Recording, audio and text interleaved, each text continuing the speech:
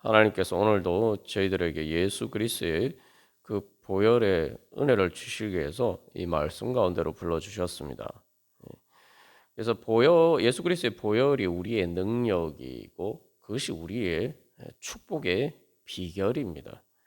그래서 이 레위기 17장 1절 말씀 우리가 이제 계속 자세하게 살펴보고 있는데 이것은 레위기 16장 대속죄일 규정의 연속이.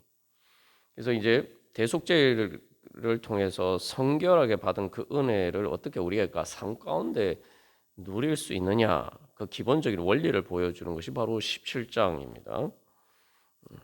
그래서 특별히 이제 제일 먼저 하나님 앞에 모든 것을 화목 그 고기를 잡을 때 모든 것을 하나님 앞에 화목제로 드리느냐 아니면 숫 염소에게 제사하느냐 사실 이제 그 문제를 이야기하고 있습니다. 그래서 이것은 우리의 삶의 가장 기본적인 원리를 보여주고 있고 또 우리의 인생의 두 가지 길을 보여주고 있다. 우리 그렇게 나누었습니다. 그래서 예수 그리스도의 보혈의 능력을 힘입어서 우리가 해야 될 일은 바로 우리 안에 있는 이 순염소에게 제사하는 바로 그러한 우리의 그 염소와 같은 그런 우리의 본성을 죽여야 됩니다. 그래야지 우리가 주님께서 주신 축복의 방향을 향해서 갈 수가 있습니다. 그래서 이 순염소가 보여주는 것은 이제 16장에서 레위기 16장에서 보여주는 그 아사셀 염소와 같다 우리가 지금까지 나누었죠. 그래서 이제 레위기 16장의 아사셀 염소에 대해서 그냥 염소라고 이렇게 번역이 되어 있습니다만 여기 17장 7절에서 순염소라고 번역되어 있는데 둘이 이제 같은 단어예요. 사실 이제 염소를 가리키는 그 히브리어 단어가 여러 가지 종류가 있습니다.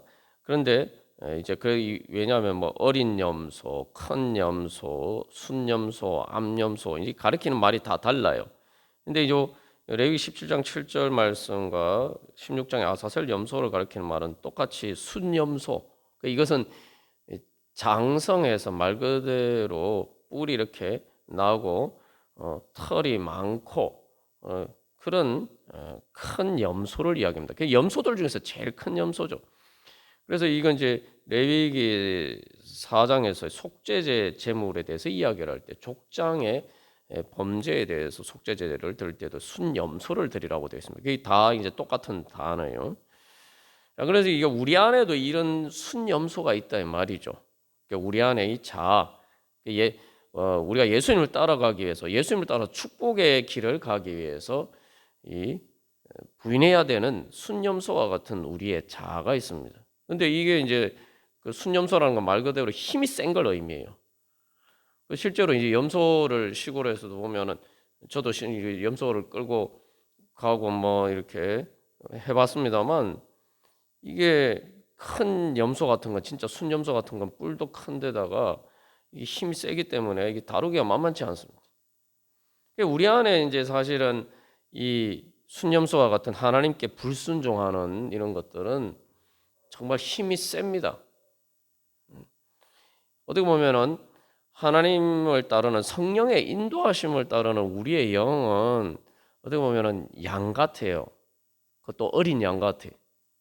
근데 거기에 비해서 우리 안에 그 성령의 인도하심을 따르기를 거부하는 우리의 옛자는 이 순염소와 같아. 이제 둘이 이렇게 서로 이렇게 막 끌어당기면은 쉽지 않죠. 순염소에게 끌려가게 돼 있어. 그래서 우리가 이제 성화의 과정이 어렵습니다. 그래서 빨리 우리가 우리 안에 있는 성령의 인도하심을 따른 영이 빨리 성장해서 우리 안에 있는 그 순염소를 압도할 만한 그런 성령의 능력으로 충만해야 돼. 그래야지 우리가 이 아사셀 염소가 아니라 속죄제 제물이 된 그 순염소처럼 바로 그렇게 하나님께 자기를 부인하고 예수님을 따르는 그런 자리에 설 수가 있습니다. 뭐 이쪽이나 저쪽이나 다 순염소인데 연약한 우리의 죄인이지만 그러나 우리가 하나님께 우리 자신을 드리고 자기를 부인하고 자기 십자가를 지고 예수님의 뒤를 따르는 바로 그런 순염소가 되느냐? 그러려면 이제 우리 안에 아사셀 염소와 같은 그런 순염소를 부인해야 되죠. 그걸 이제 예수님의 성령 인도하심을 따라서 끌고 가야 됩니다. 그래서 성령 인도하심을 따라 끌고 간다는 또 다른 말로 하면 우리 안에 있는 그 아사셀 염소와 같은 순염소를 죽이는 거예요. 어떻게 보면 이게 똑같아요. 두 염소가 가는 방향은 다르지만 대속죄일의 이 순염소에게 하는 행위는 하나입니다. 둘 다 순염소를 죽이는 거예요. 하나님의 제단에 데려가는 순염소도 제단에서 죽이고 아사셀 염소는 진영 밖으로 쫓아내서 그죠? 다시는 돌아오지 못할 곳으로 그래서 죽을 수밖에 없는 곳으로 몰아내는 거죠. 쫓아내는 거죠. 그죠? 이게 사실은 이게 그 모양이 다르고 방향도 다른 것처럼 보이지만 실질적인 의미는 똑같아요. 결국 이것은 우리가 주님을 따르기 위해서 우리 안에 순염소와 같은 우리의 자아를 부인하고 말 그대로 십자가에 못 박아 죽여야 된다는 거예요. 이 두 가지를 사실은 공통적으로 이중적으로 강조해서 보여주고 있다. 우리가 그렇게 볼 수가 있습니다. 그래서 우리가 예수 그리스도의 보혈의 능력을 힘입는다는 것은 우리 안에 이제 순염소를 어떻게 죽이느냐. 그래야 우리가 주님께서 주신 은혜를 제대로 누리고 그 주님의 은혜 지성가 있는 지성소 앞에 나가서 하나님의 나라의 그 천국의 은혜를 우리의 삶 속에서 제대로 누릴 수가 있습니다. 그래서 이 우리의 순염소가 힘이 세서 우리를 주장하는 만큼 우리는 하나님의 은혜를 그만큼 못 받는 거예요. 그러니까 우리가 하나님의 은혜를 받고 하나님의 축복을 받으려면은 그것은 우리의 순염소를 얼마나 우리가 죽이고 우리가 그것을 말 그대로 자기를 부인하고 자기 십자가를 지고 가듯이 그것을 예수님께로 끌고 가느냐. 이제 그것이 우리에게 주어진 관건입니다. 그것이 바로 우리의 보혈에 주어진 과제면서 또 우리 하나님이 우리가 그렇게 할 수 있도록 보혈의 능력과 은혜를 주시고자 원하십니다. 우리가 그 보혈의 은혜를 힘입기 위해서는 이제 예수님을 통해서 우리가 교훈을 받아야 돼요. 예수님의 십자가를 보고 뭡니까? 우리의 죄가 저렇게 심각한 것이구나. 정말 내가 내 안에 있는 순염소를 따라가 주님께 불순종하고 순염소를 따라가면 내 모습이 십자가 달려서 그렇게 온몸이 만신창이어도 못 박혀서 그렇게 죽으신 그 예수님의 그 모습이 바로 내가 그렇게 죽을 죄인이구나. 내가 그렇게 죽는다. 이걸 예수님의 십자가를 통해서 바라봐야 돼요. 우리가 지난번에도 나누었지만 이 아사셀 염소는 마음대로 사람이 살지 않는 뭐 동물도 살 수 없는 그런 광야로 끌고 가서 거기 내버려 놓는 거잖아요. 그리고 어떻게 보면 자유를 얻는 것처럼 보이지만 사실은 예수님이 십자가에서 못 박히셨을 때 손과 발이 못 박히셔서 완전 십자가에 묶이셔서 꼼짝도 못 하시고 결국은 죽으신 것처럼 우리가 우리 안에 있는 순염소 하나님께 불순종하게 만드는 그 불순종의 영을 따라가면은 우리가 그렇게 된다. 그 예수님을 통해서 우리가 그것을 바라봐야 돼. 우리가 그 심각성을 잘 모를 때가 너무 많아요. 우리가 예수님의 십자가를 보고 그 예수님이 십자가에 못 박히신 모습은 그게 아사셀 그 두 염소가 죽는 모습을 똑같이 보여주는 거죠. 제단에서 죽는 것이지만 또 예수님이 십자가에 못 박히신 것은 예루살렘 성전 밖으로, 그죠? 그래서 진영 밖으로, 그죠? 예루살렘 성 밖으로. 그래서 히브리서에서는 그걸 뭐라고? 영문 밖으로. 그래서 그 예루살렘 성 바깥으로 예수님이 끌려가셔서 골고다 언덕에서 십자가에 못 박히십니다. 그러니까 예수님은 그 두 가지 모습을 이제 같이 보여주시는 거죠. 그것을 보면서 주님께서 저를 위해서 그 아사셀 염소와 같은 그런 순염소와 같은 그런 불순종하는 그래서 하나님의 축복과 은혜를 받을 수 없는 나를 위해서 십자가를 지셨는데 주님 제가 저 대신에 그렇게 죽은 제단에서 죽은 또 아사셀 염소로 죽은 그 염소처럼 되셨는데 그 어린 양 예수님께서 그렇게 되셨는데 주님 이제 그 주님을 바라보고 이제 제 안에 순염소 주님 그 예수 그리스도 보혈의 능력으로 제거해 주시고 죽여 주시고 주님, 제가 주님을 따르는 주님의 선한 목자 되신 주님을 따르는 그러한 양과 같이 주님 될 수 있도록 주여 주장하여 주시옵소서. 우리가 그렇게 이제 기도하면서 나가야 됩니다. 그래서 이제 그러게 이제 우리가 그래서 예수님의 십자가를 바라보면서 우리가 이 순념소를 섬긴다는 것이 어떤 것인지 좀 구체적으로 살펴볼 필요가 있습니다. 그래서 이 순념소를 오늘날 우리들이 뭐 우상으로 섬기지 않죠. 근데 이 순념소를 섬기는 그 우상을 섬기는 이스라엘 백성들의 그러한 생각이나 사고방식이나 가치관이나 세계관이나 그러한 삶의 방식들은 오늘도 여전히 우리를 유혹하고 또 우리를 그렇게 이끌어 가려고 하고 있습니다. 우리가 계속 요즘 회개에 대해서 살펴보고 있는데 회개하라 천국에 가까웠느니라 예수님 말씀하셨는데 그 회개가 결국은 우리 안에 있는 그 순념소처럼 순념소 우상을 숭배하듯이 그렇게 살아가는 우리의 자신을 회개하는 거예요. 한마디로 하면 이제 그게 이제 불순종인데 구체적으로 이제 그 모습이 어떤 것인가 우리가 이제 한번 살펴보도록 하겠습니다. 그래서 이 첫 번째로 이 순념소는 우리를 시험하는 것입니다. 우리를 시험하고 또 우리를 유혹하는 것이죠. 그래서 이 마태복음 4장 1절에서 예수님께서 성령에게 이끌리어 마귀에게 시험을 받으러 광야로 가사라고 이야기하는데 이 광야에서 시험을 받으시는데 여기 이제 아사셀 염소를 섬길 때 어디에 섬깁니까? 그 들판에 가서 섬겨요. 들판에 진영 밖으로 나가서 들판에서 그 광야와 같은 곳에서 이 아사셀 염소에게 제사를 지냈단 말이에요.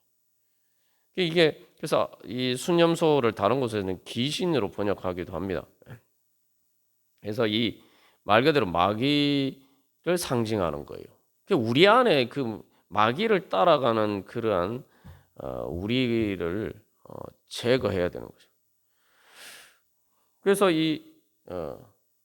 그 마귀에게 이제 광야에서 예수님이 그 마귀에게 시험을 받으시는데 사실은 그 이스라엘 백성들이 그 순염소 우상을 섬기는 것은 자기들이 잘 되려고 한 거예요. 잘 되려고 한 건데 복 받으려고 한 거죠. 복 받으려고 했는데 사실은 그것이 마귀의 시험이란 말이죠. 마귀를 섬기는 것이란 말이죠. 우리가 항상 깨달아 알아야 된다. 영적인 진리의 가장 기본적인 것은 내가 하나님을 섬기고 예수님을 따르지 않는 것은 그냥 마귀를 따르는 거고 섬기는 거다. 이렇게 생각해야 돼요. 우리가 자꾸 그 의식이 없어요. 마치 마귀를 따르는 것과 하나님을 따르는 것에 뭐 중간에 중립지대가 있는 것처럼 자꾸 그렇게 생각한단 말이에요.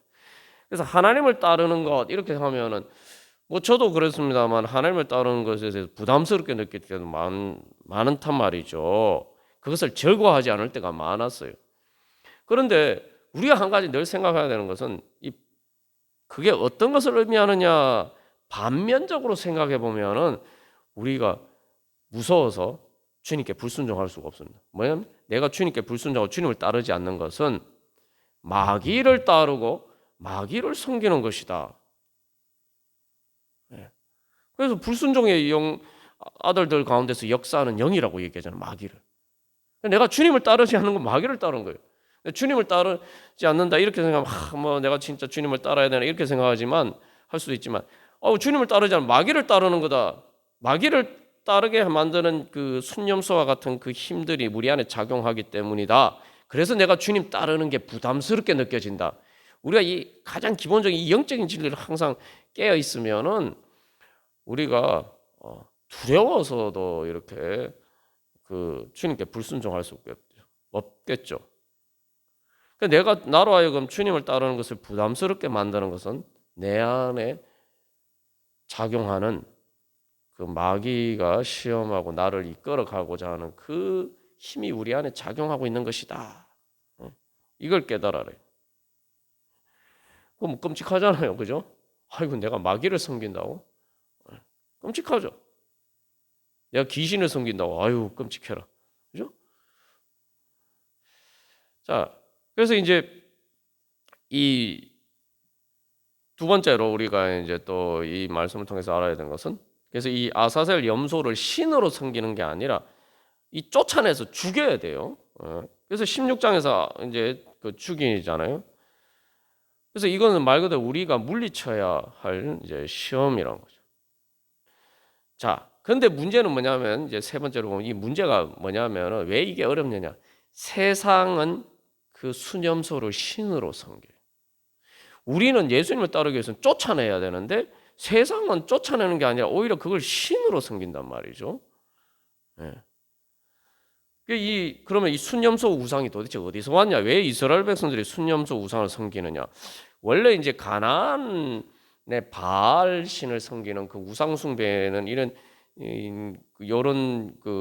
것들이 직접적으로 나오지 않습니다. 그럼 이 우상이 도대체 어디서 왔을까요?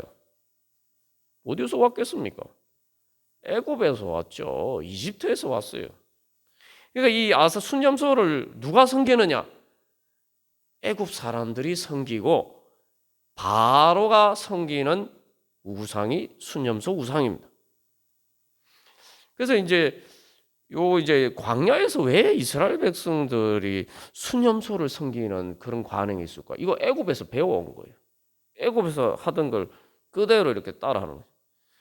그리고 이게 이제 특별히 주목할 부분은 우리가 역대하 11장 15절 우리 지난번에 나눴죠. 여로보암이 여러 산당과 숫염소 우상과 자기가 만든 송아지 우상을 위하여 친히 제사장들을 세웠다. 그러니까 여로보암의 타락, 그건 우리가 보통 금송아지 우상은 잘 알아요. 그런데 이 숫염소 우상에 대해서는 잘 모르는 경우가 많은데, 사실 이제 대속죄일 규정이나 레위기 16장이나 17장은 이 순염소 우상에 대한 그 반대하는 것을 담고 있어요. 사실 금송아지 우상보다 더 앞에 나와요. 순염소 우상이. 근데 여로보암이 왜 이게 이 순염소 우상을 세웠느냐? 원래 이스라엘 백성들이 섬기던 것도 있지만 또 여로보암이 그 솔로몬을 피해서 어디로 도망갑니까? 애굽으로 도망갔단 말이죠. 거기에 있다 피해 있다가 이제 다시 때가 되어서 이제 솔로몬이 죽고 난 다음에 이제 돌아와서 이제 반역을 하죠. 이제 그러다 보니까 이 애굽에 이런 영향을 받았을 것이다라는 걸 우리 충분히 추측해 볼 수가 있습니다. 근데 왜 그래서 이 애굽에서 순염소 우상을 도대체 어떻게 섬겼느냐, 우리가 이걸 조금 알 필요가 있습니다. 이게 우리가 일단 세상 사람들의 삶의 방식하고 비슷해요.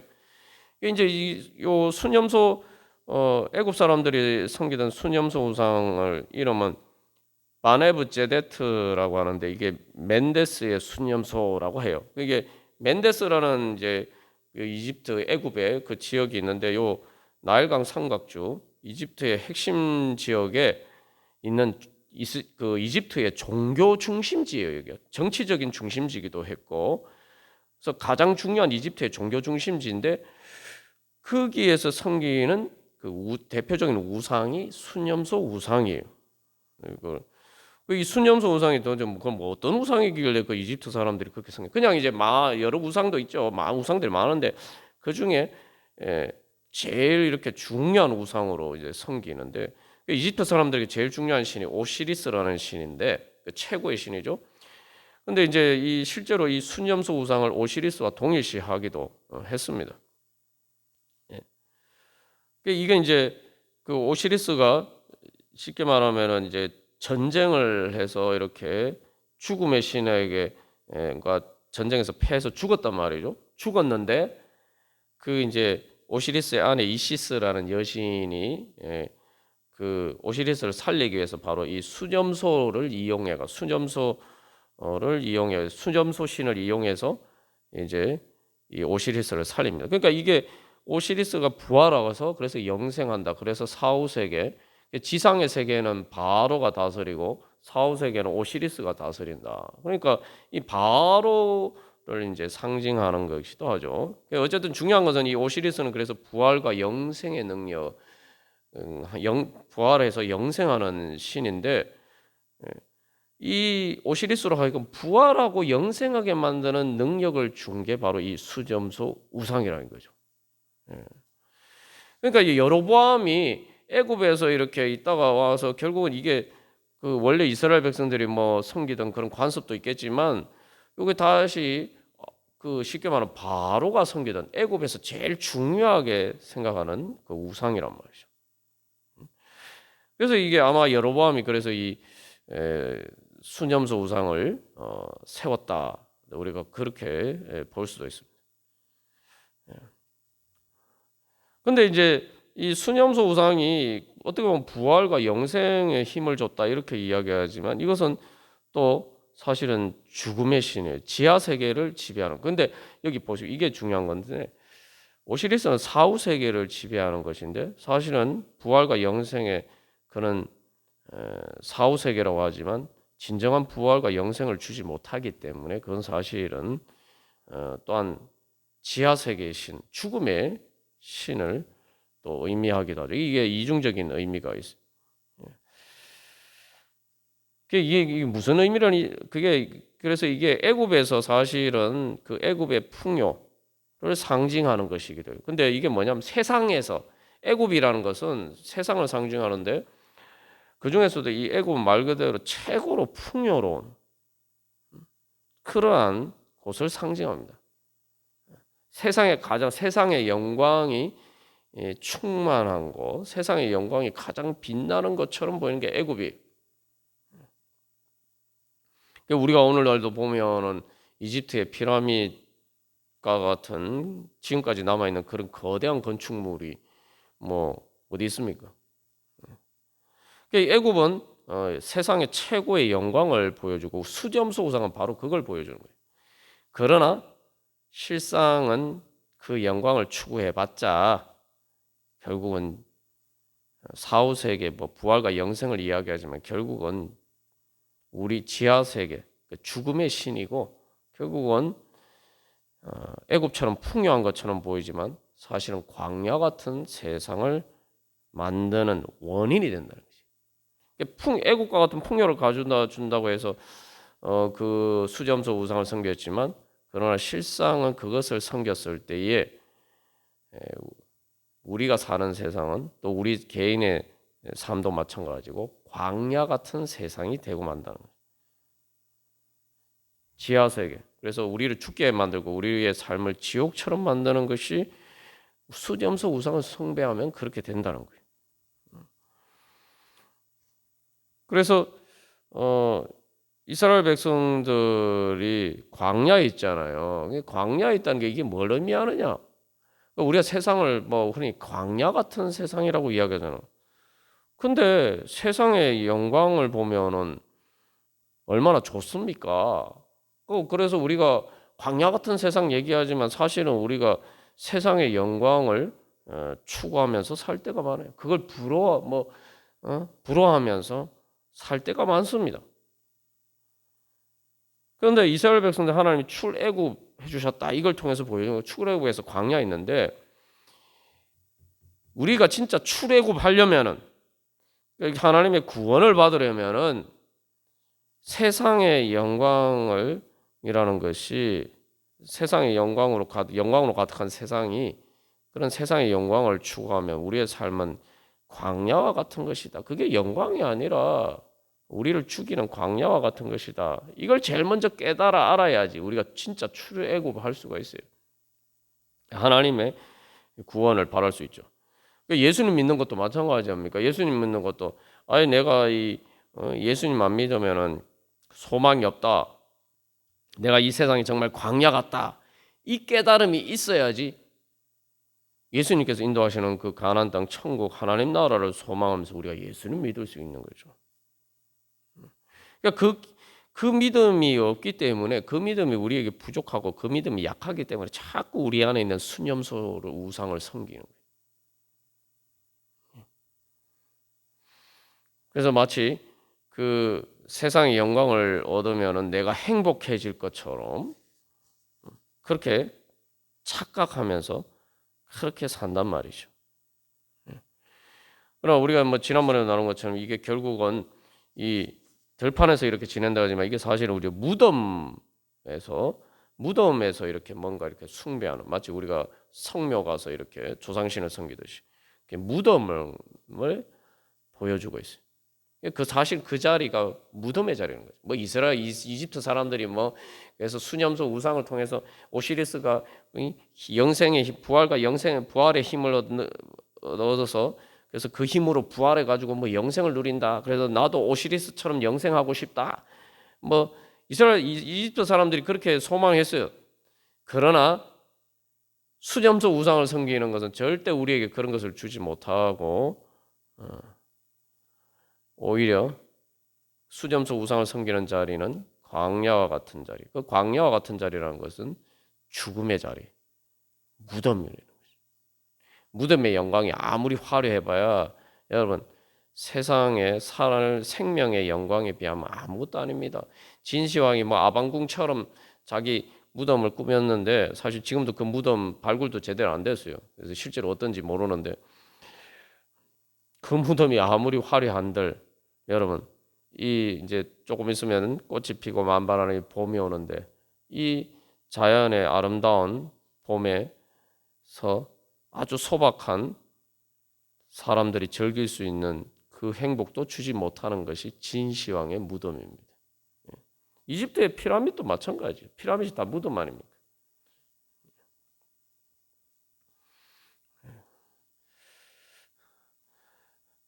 그래서 이 우리가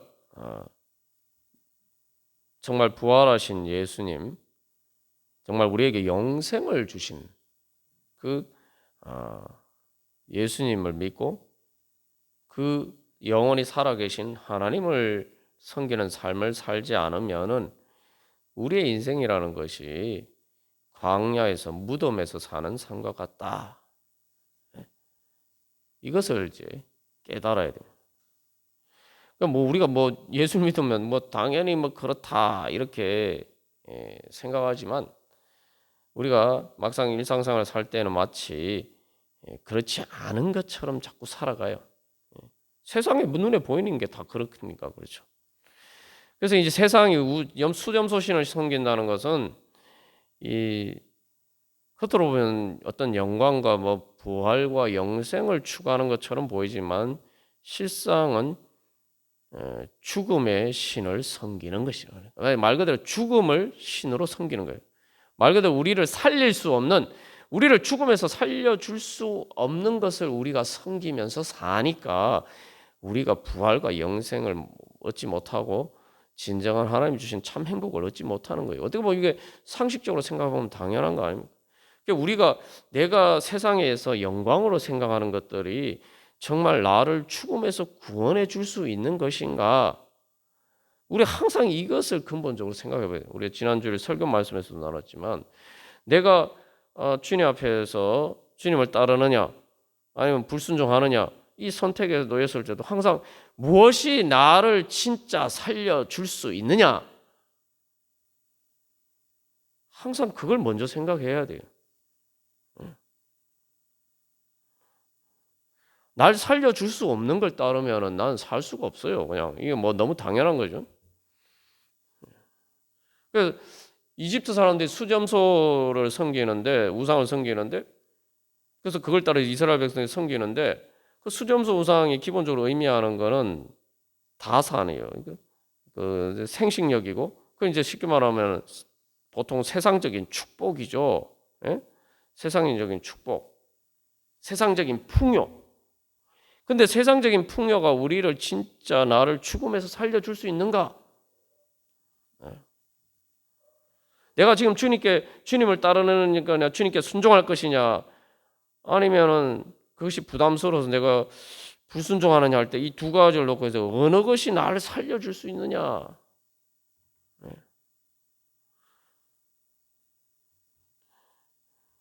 수념소 우상이 풍요를 주는 것처럼 보이지만 실제로 우리에게 세상에서 우리의 삶을 풍요롭게 하는 것들을 보면은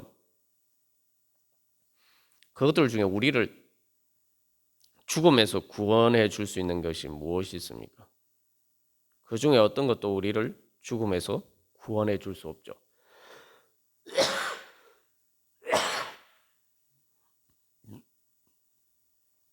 우리가 이 진리 앞에 서야 돼요. 그래서 아사셀 염소를 통해서 이 이스라엘 백성들이 보는 건 뭐냐면 수염소 우상 섬기면 우리도 똑같이 저 아사셀 염소처럼 된다.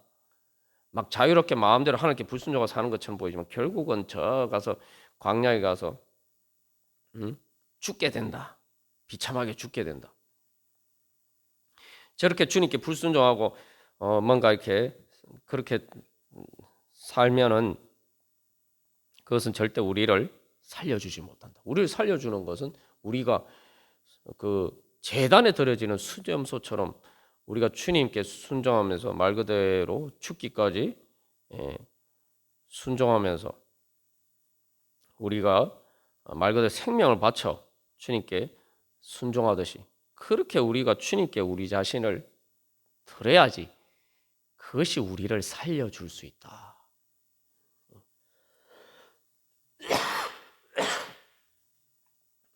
죄송합니다. 그래서 이 두 염소의 길을 우리가 지난번에 나누었죠. 그래서 아사셀 염소처럼 사는 것은 우리를 살려주지 못한다. 그러나 아사셀 염소처럼 사는 것은 사는 것처럼 보이지만 자유롭게 잘 사는 것처럼 보이지만 사실은 그것은 우리를 살려주지 못하죠. 그러나 주님의 제단에 드려진 그 수염소는 이스라엘 백성들을 살려주죠. 이스라엘 백성들의 죄를 정결케 하고 그리고 거룩하게 그들을 변화시켜서 그 성소를 통해서 이스라엘 백성들이 살 수 있게 하나님의 축복 가운데서 하나님의 은혜 가운데서 살 수 있도록 만들어 주는 거예요. 그러면은 내가 진짜 날 살 수 있도록 내가 살기 위해서 내가 어떻게 내 자신을 드려야 되냐? 죽는 것처럼 보여도 주님께 순종하면서 내가 주님 앞에 내 자신을 드리냐 아니면 불순종하면서 세상 영광을 따라가느냐. 항상 우리가 늘 근본적으로 종말론적으로 산다는 것은 무엇이 나를 진짜 살려줄 수 있느냐. 그 죽음의 순간에서 날 살려줄 수 없는 것이 지금 나를 잘 살게 해줄 것인가? 질문을 던져봐야 되죠. 그러면은 또 반대로 죽음에서 날 살려주실 수 있는 그 주님께 순종하는 그것이 그 길이 지금 나를 잘 살게 나를 행복하게 해주지 못할 것인가? 이 질문을 던져봐야 돼요. 그럼 뭐 답은 너무 뻔하지 않습니까? 너무 뻔한 답인데 우리가 그 질문을 하지 않고 계속 살아간다 이 말이죠. 마치 나를 죽음에서 살려줄 수 없는 것이 나를 죽음에서 살려줄 수 없는 것과 아사셀 염소처럼 그렇게 사는 것과 주님께 순종하는 나를 살려주는 이 두 가지 길이 있는데 죽는 순간은 내가 예수님 말고 예수님을 따라가는 것 말고는 내가 천국 갈 길이 없다. 우리가 이거 뭐 다 잘 알잖아요. 그런데 왜 지금 이 땅에서 살아가는 때는 내가 주님을 따라가고 주님을 붙잡고 주님께 순종하는 것이 나를 잘 살게 해주지 못하고 그것보다 나를 죽음에서 구원해 주지 못하는 그 길을 가는 것이 나를 더 잘 살게 해줄 것이고 더 행복하게 해줄 것이다라고 믿는 근거가 도대체 어디에 있습니까? 그런 근거가 어디에 있어요? 그러니까 이게 이집트 사람들이 수점수 우상을 섬기는 게 상당히 이게 뭐냐? 그게 뭐냐? 이게 중요한 거예요. 그게 뭐야? 세상의 그 풍요로움이 우리에게 부활과 영생의 힘을 줄 수 있다. 이렇게 착각하면서 사는 거예요. 마치 세상의 힘, 세상의 영광, 세상의 그 풍요로움이 세상에서 잘 사는 것게 만들어 주는 것처럼 보이는 돈이나 뭐 이런 또 우리가 모든 것 그런 것들이 우리에게 이 세상에서만 잘 살게 만들어 주는 것뿐만 아니라 우리에게 부활을 주고 우리에게 영생도 줄 수 있는 것처럼 그렇게 생각하고 우리가 산다 이 말이죠. 그렇게 사니까 이제 예수님 믿으면서도 어떻게 사냐면은 세상의 영광을 막 추구하는 거예요. 기도도 열심히 하고 뭐 열심히 하지만 주님 세상 사람들이 추구하는 똑같은 걸 추구해요. 그걸 영광이라고 생각하고 추구해요. 그리고 그것을 구해요. 그러면서 뭐 어떻게 생각하냐면, 그래서 내가 천국 간다는 건 뭐냐면은 그것이 연장선상이에요. 내가 세상에서 잘 사는 것처럼 죽어서도 내가 그렇게 잘 살아야지. 그러니까 이렇게 생각하면 또 반대로 어떻게 생각하냐면, 내가 주님을 따라가다 보니까 뭐 내가 세상에서 잘 사는 걸 포기하는 것처럼 보일 때가 있단 말이죠. 응? 그러면은 세상에서 영광을 보통 하는 세상 영광을 누리지 못하고 사는 것은 내가 하나님의 축복을 못 받고 있다라는 증거다. 이런 식으로 생각합니다. 세상에서 잘 살아야지 하나님의 축복을 받았구나.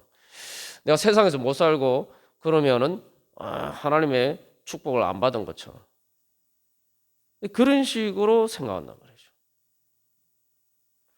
이게 뭐 그래서 어떻게 보면 이 수점수 우상에 대한 그 신화가 보면 이집트 사람들이 애굽 사람들이 믿는 신화가 어떻게 보면 예수님하고 비슷하죠. 죽었다 하면 부활하고 영생하니까 어떻게 보면 비슷하다고 생각할 수가 있는데 근본적인 차이겠죠.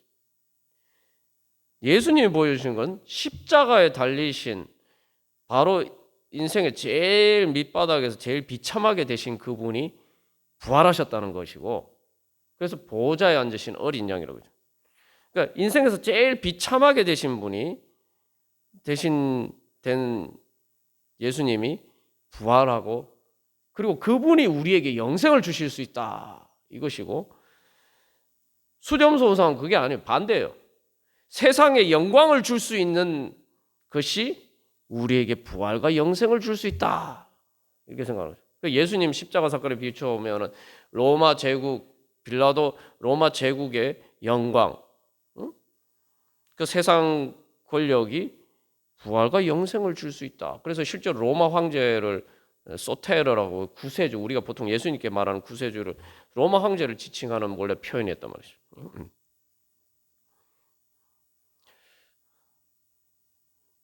여기서 그래서 우리가 다시 한번 내가 예수님을 믿고 예수님 부활도 믿고 예수 믿고 내가 부활하고 영생하고 천국 간다 다 믿는데 내가 믿는 예수님이 보좌에 앉으신 어린 양이신가?